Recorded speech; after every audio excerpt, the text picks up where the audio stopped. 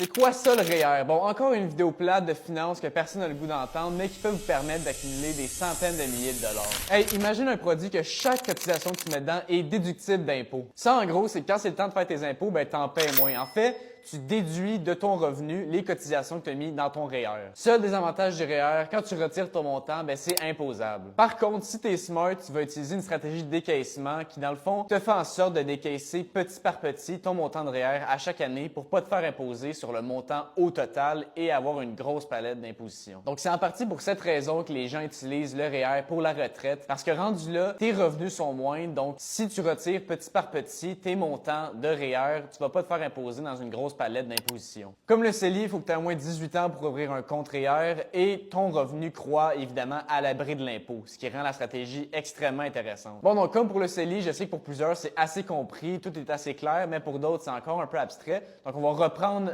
l'exemple de Paul. Bon, ici, admettons, Paul fait 20 000 avec son, c'est ça, son métier.